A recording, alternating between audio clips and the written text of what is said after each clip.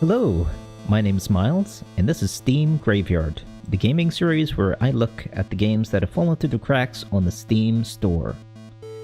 Today's game is A Valley Without Wind.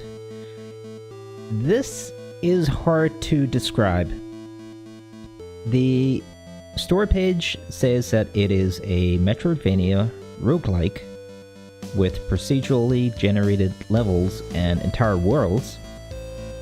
It has crafting, world building, as in you can actually create buildings and settlements. You can even hire and talk to NPCs, move them into your community, and it's got a full crafting system. Meanwhile, it's also an RPG, so it's got a lot going on. Because of that, I've had to give it a one-off go already. Normally I like to go into these games blind, just playing them and just getting a first impression and just getting a feel for them. But because of the complexity of this one, and the depth that it sounds like it has, I had a quick go. So I jumped in for about 15 minutes, and sure enough, there's a lot going on with this game. But let's just jump into this anyway. So you create your character, or actually you select a character from a random assortment. You can re-roll, get a new character. Lots of different stats, different abilities. Well, not so much abilities, but sort of passive buffs and debuffs, I guess. So we'll go with this guy to start things off. Okay, so the graphics are kind of odd. They've got a sort of 2.5D feel to them, look to them, and everything kind of looks like it's painted. At least the backgrounds and the environments. The enemies, not so much. You can tell by my Wii character. He's this kind of a weird 3D sprite. But yeah, so this is the game. Yeah, there really is so much to talk about this game, and I really have just played for 15 minutes. So the first thing that happened there was I got this item which is called the Fire Torch, which lets me attack but also break down items. So it's kind of like your mining pick, and you really can just start blasting things, just cutting down trees. And yeah, you start picking up logs, and if I can find a cherry tree, you can actually start getting cherries off them. Yeah, cherry tree. Yeah, there you go. Yeah, so lots of different sort of things you can pick up. Okay, so these are basically your tutorial points. These gravestones that, are where NPCs supposedly fell. So this one is, here lies Morgan Jules. Extraordinarily brave, extraordinarily impatient. She didn't even take the time to check her health status or what spell gems she had equipped for easy access. All she had to do was look in the bottom left corner and hover over anything she wasn't sure about. Fair enough. So there you go, bottom left, that's sort of your inventory. Now if I press, let me see, X, then that brings up your list of enchantments. These are passive abilities that give you sort of more abilities and bits of customization for your character. I haven't actually played around with it. I think I only found one on my first playthrough, so I don't know what else you can pick up, but sure, we'll see whenever we get there.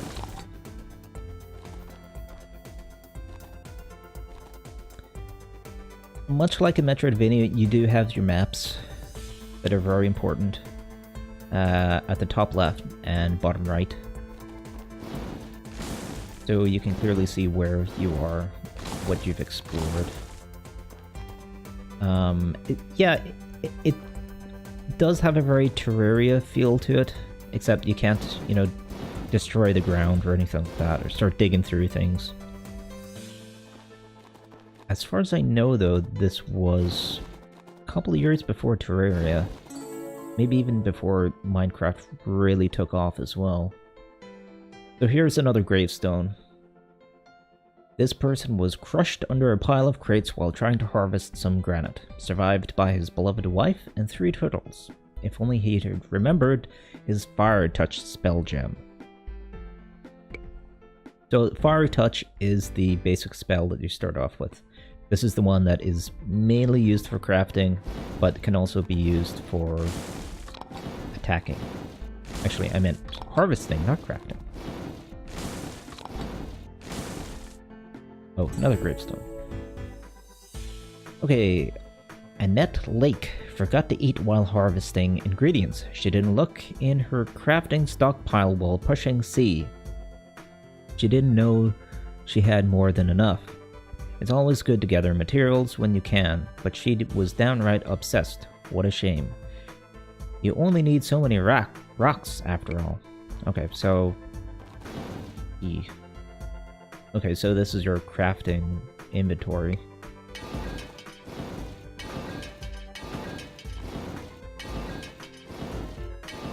So everything in the world is... It has a kind of loose feel to it, like it's just sort of being slopped down. Your character as well kind of feels a little like he's just an asset that's dropped into the world. Although, I will say, the controls are very responsive.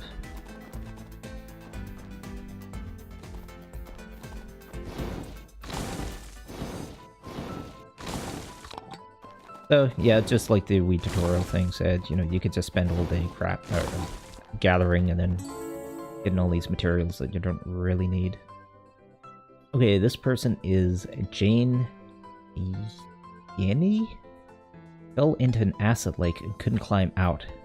Wow, that is not a good way to go. His girlfriend misses him, but wished not to be mentioned by name. Will always wonder why he left home without wooden planks. Okay, so I now have wooden planks. Wooden platform, a platform that players can jump on, but which enemies sail right through. You can jump freely up through them and can press down to fall through them. These fall when placed in the sky, but hang on background walls. They float in water, but will cease moving upward while you are standing on them. Okay, so that's an interesting thing. You can actually use the crafting to get past environmental difficulties and obstacles. And it's very intuitive. You just press the key and boom, they're applied to the world. That's really nice. And I'm guessing they cost a certain amount of wood. Let's see, I've got 27 right now. If I get some more wood... No, it still says 27. Maybe it's XP, or mana even. No. No, it's a limited supply. Huh. Maybe later you can craft more. Okay.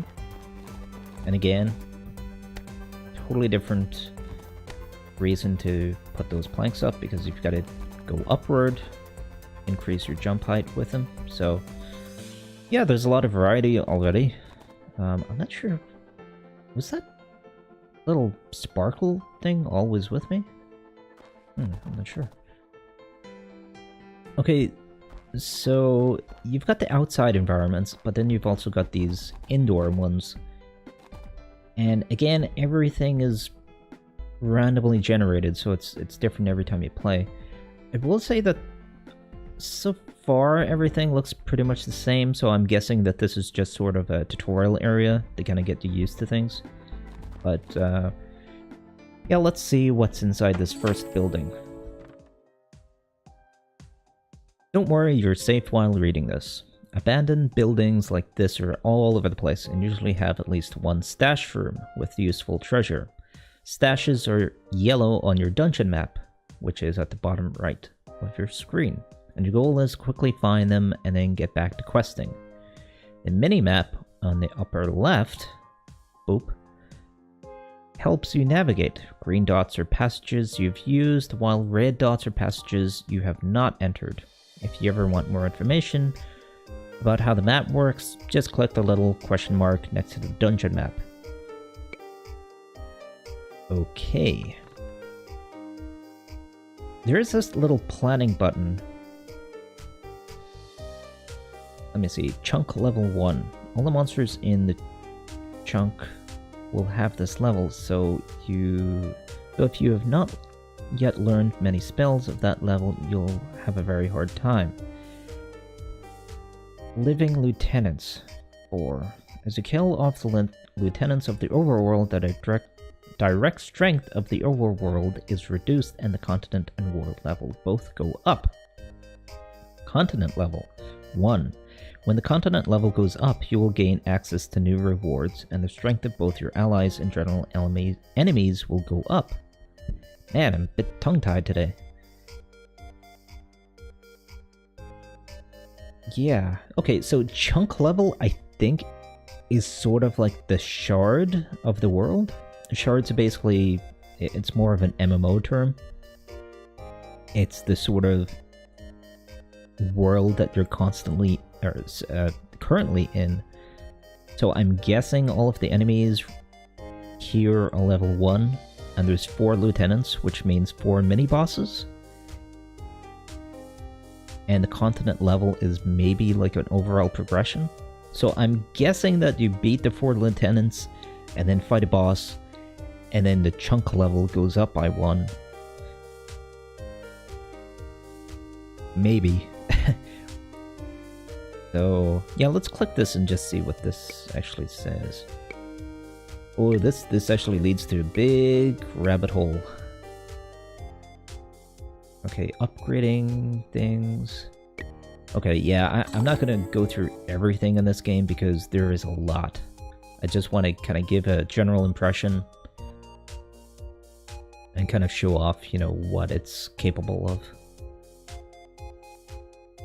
You picked up an enchantment. These are passive buffs that alter how your character works, granting new powers and making them tougher.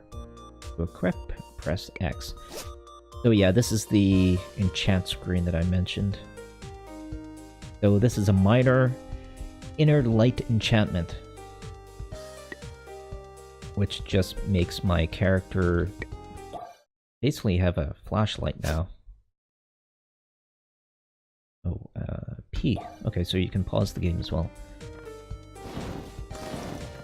So, yeah, you can just go into this house and start breaking things. Oh, this is another...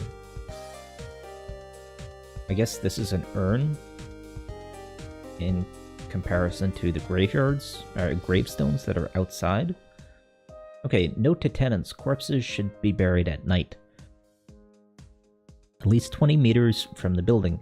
If you need a gravestone or other supplies, climb down to the storeroom. Don't forget to equip the light enchant with the X key. Okay, so if we didn't have that enchant... Yeah, it's dark. Okay. So again, more environmental little tasks and abilities. I destroy the painting. And it gives nothing. Okay, hide in destroyed room. Spooky music. Note to scavenging losers. You thieving glyph bearers are always roaming the countryside stealing our stuff. When it comes to destroyed rooms like this, you've wasted your time anyway. There's nothing worthwhile. Through the clouds, cataclysm intact if it's gray on the map. Okay, so this area is just for hiding from enemies, I guess.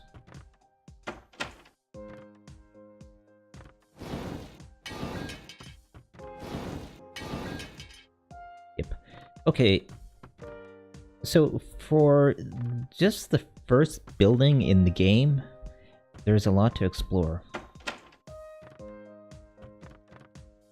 And I've already kind of lost my way outside. And now I'm losing my way inside. So, okay, another message. I really did try to help out the old building manager. I used to live here, but a lot of people didn't survive the cataclysm, and old John was among them. Thanks to the protection afforded by my new glyph, I've been venturing out of the settlement. I found a lot of stashes like this in old abandoned buildings. Keep an eye out for gold rooms on your dungeon map. I'm pretty sure we can just take what we need from these stash rooms without guilt now. Okay. For some reason my maps are tiny.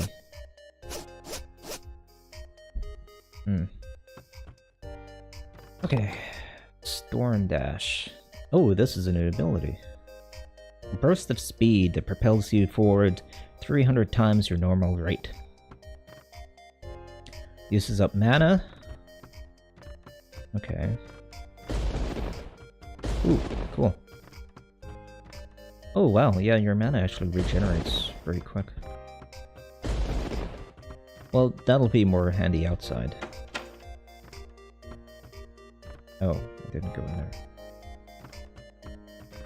So it also shows on the doors themselves, I guess, if you've been inside them.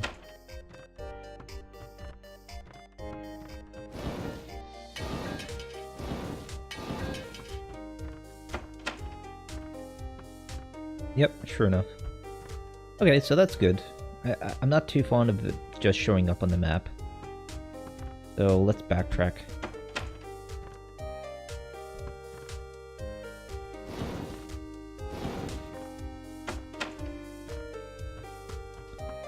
Okay. Oh, it's a little glitched out or something there. Something down, trying to get off this very ledge. He didn't realize he could just go back down through the wooden ladders. Okay, so another gravestone. Yeah, you can just fall through those. I know. Another destroyed room. Okay. What is this? Warp gate? Oh. What's this? Health upgrade. Okay, that's pretty cool. So my health just bumped up by 3? Now, I'm hesitant to go through this thing because... I mean, I've already went inside this building, and now I'm inside this room, and now I'm gonna go through a warp gate. So I'm kind of confused of where I'm going and what I'm supposed to be doing, but I guess here it goes. Okay. So what is this? Oh, I'm gonna have to minimize that map again because the text keeps getting cut off. Gates let you warp back to places you've already visited without having to backtrack on foot. Oh, okay, so click the dungeon you want to warp into. Finally, click the gate you want to warp to. Gates are indicated by a little flashing diamond on your dungeon map. So this thing here? You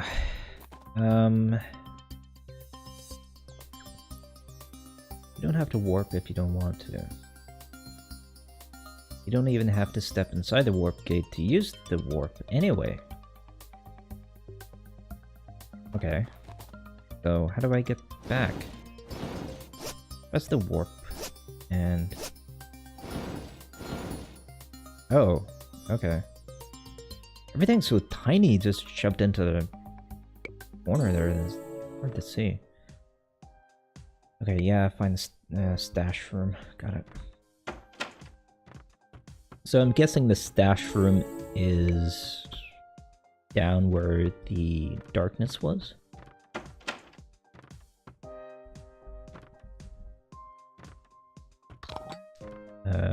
6 more wooden platforms. Okay, so those are the things I can make the jump on. Since graves are in such wide supply, I've quickly inscribed my message here. I've gone to help, but apartment number 3 has collapsed, trapping my friend Zeb inside. If I had waited to get into the ventilation system, I'd already have him safely out. Back as soon as I can, but if you find this first, please help him. Okay, so I think it's interesting that there is a narrative, there's a story to this, and I don't know how grand it is, or if it's just to do with the people who have died and the survivors of this world, but yeah, it's nice. It adds a little bit more depth to it. I mean, there's already a lot of gameplay depth, but story depth is, you know, it just helps bring the environment to life. Uh-oh. Here lies Zebulon Ledsford, survived by his loving sister. No, that tenant did not live. Oh, I do wonder how old these things are. I guess it says the date here. This is the year 888.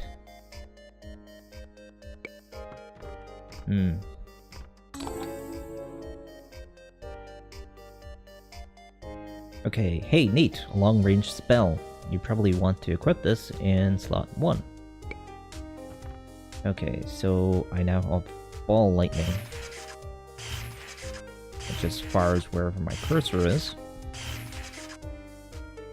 Let's switch that to 1 then, and let's leave this place.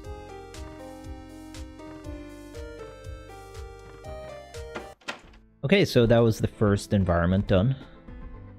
That was interesting. Quite a bit to explore, actually, for just one wee place.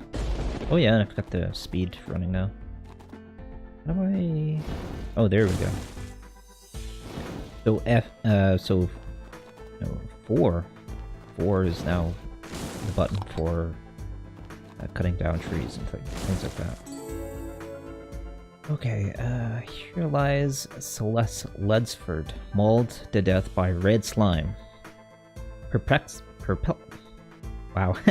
Perplexingly, never having quite recovered from the death of her boyfriend, Jane, we think her decision to take on the slime with fire touch was no accident.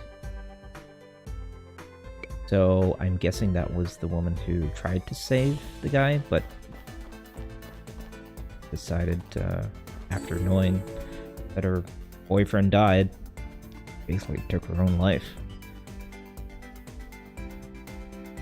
Here lies David Wellesley. Wow, I am having difficulty reading today. Red slime got him. Okay. Yep, red slime. Okay, I'm gonna get rid of these messages because they're just the same thing. Seriously, people need to stay back from that red slime. It's a menace. Is that... Whoa, yeah, that's red slime. Okay, and I got some consciousness shard. 29 of them. I don't know what those... Oh, I did read that enemies drop health, so... That's that. And another warp, but we don't need to use that. Maybe destroy that. Isn't that an ability, actually? Maybe not. What is that? I think I'm going to be saying what is that quite a lot in this. I've got a feeling this video is actually already quite long. There's just a lot to kind of get through. Okay. As awesome as the Lowry seem to be, don't waste your time with the Lowry Stone. The Lowry that talks, though it is extremely rude, but then again, neutral Lowry always are, unlike the Guardian Lowry that make our settlements safe. They at least seem to actually care if we live or die. More depth to this world. Okay, so this...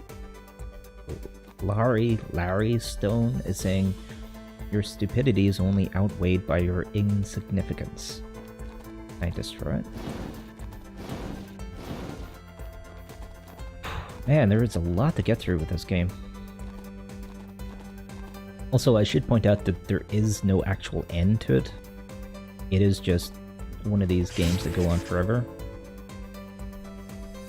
Warning, this monster has elemental resistance against your current spell.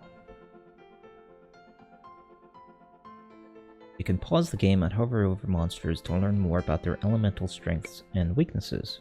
Okay. Well, that's handy. So, yeah, and then enemies and I guess yourself, again, have a lot of depth to them. It's not just hit points and mana, there's lots of resistances and actually even things like acid, water, lava, knockback, air, fire, penetration rating, shielding rating. Wow, okay.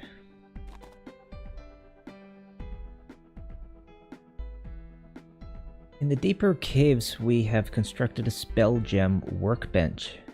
You normally only find workbenches in settlements, but we have provided this to aid any other glyph bearers who find themselves trapped by slimes, which I am. Spell gems let you cast spells and must be crafted at a workbench using ingredients you find. There are several spells you will immediately be able to equip at the workbench. Okay, so I guess it's down this way where all the sparkles are happening. I don't think these sparkles are good. I'm gonna kill these bad sparkles. I got more wooden planks. And collect all of the consciousness shards. Very important, children, to collect consciousness shards. I guess they're XP? Although, I don't actually think you level up in this game. I think it is just stat or ability based. Like the more that you play, the more your character grows. Ability and gear based. Let me just see if there is a workbench here. Nope, there is not. Okay, back into the cave.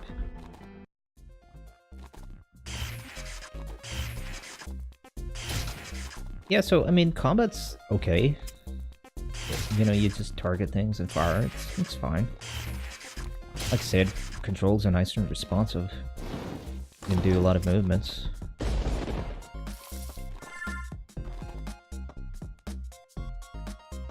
This just talking about the fire torch again.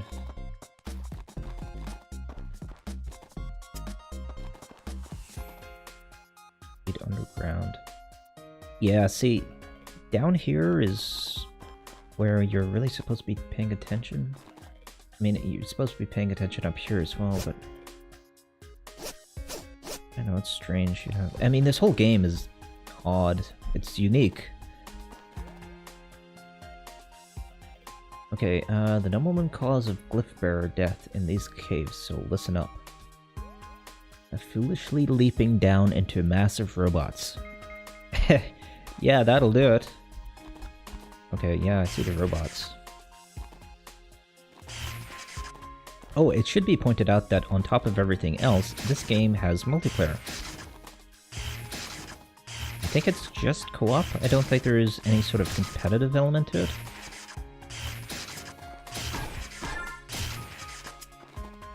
Okay. Yeah, so, yeah, those are weak cards of health, I guess. Let's see if these give me anything. Nope.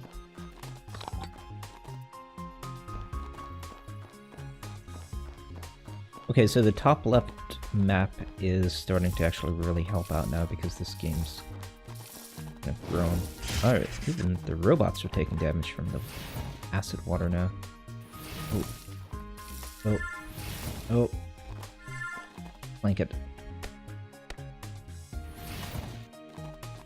Okay. Yeah, I like that feature, you know. I wonder what else there is.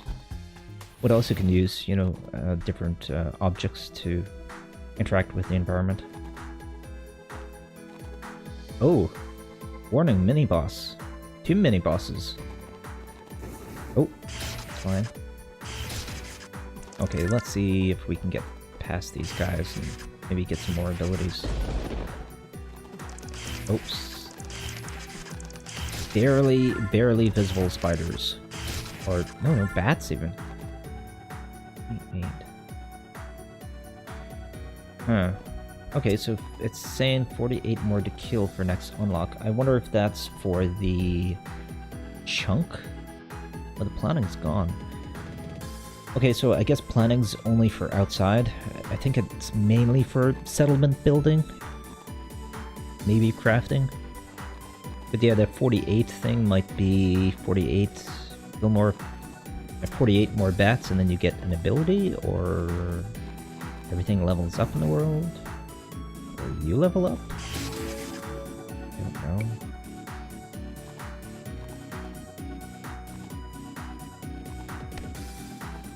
Okay, up we go. See how far we can go here.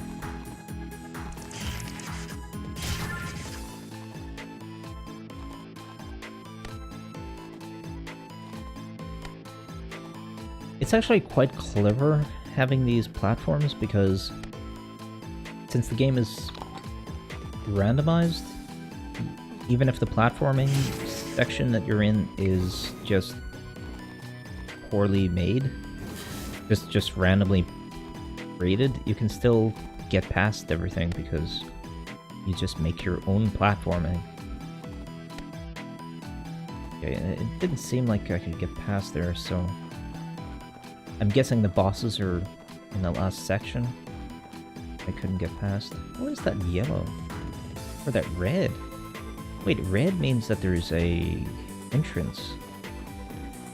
Oh yeah, the wee skull there. That's the boss. Oh yeah, there's the wee icon there. Okay. So let's see if we can...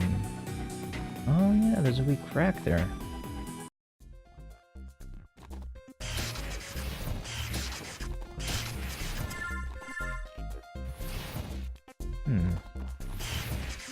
Yeah, I'm really liking this game.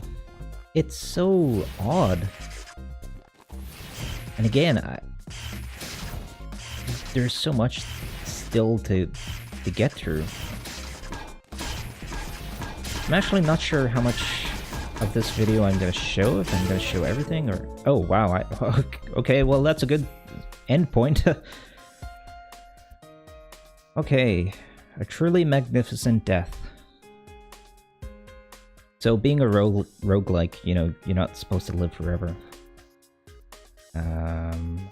But there is permanent progression. So what has been lost? Your old character has been permanently gone. So that character's gone, dead, forever, can't retrieve him. Also beware the character's vengeful ghost if they left one. That's pretty cool. So later on, if you play again, you can run into your dead self. And I guess they can attack you. Knowing this game, or from what I've seen so far, you might even be able to talk to them. I don't know.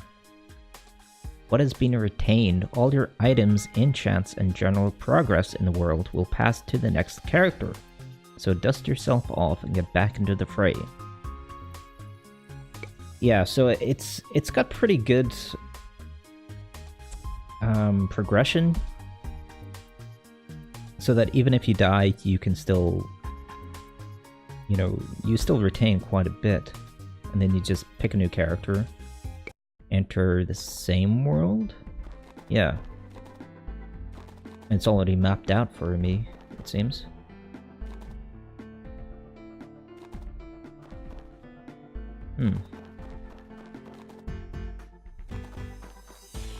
But yet I get to keep my consciousness shards, which I think are... Oh no, it says there. These can be used at the Opal Guardian Stone in Settlement to get enchants and other things you might need as you go. So yeah, I guess there isn't any actual leveling up, but these do actually help you get more spells and abilities. Maybe gear as well, which those are the two things that give you the most... Oh, wow, did I just jump on that tree? Weird.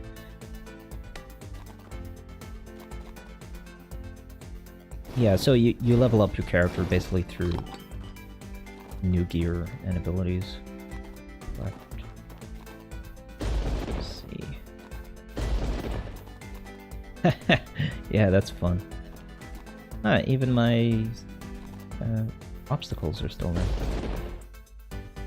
I've noticed I've been saying the word obstacles a lot this last week or so. Everything's an obstacle. More obstacles.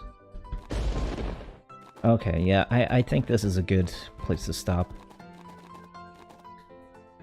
There is obviously a ton more to explore, but I think this kind of gives you a good impression of the general gameplay. And that's all I really wanted to do. Just sort of show it off and see what it was like. But yeah, I think it's really interesting. I would definitely recommend people check it out. I love that we pose. But yeah, this is pretty cool. I think I'll play this more actually. So thanks again for joining me on another Steam Graveyard, and I hope you enjoyed. And should be a new episode coming out very soon. Thanks for joining me. Bye.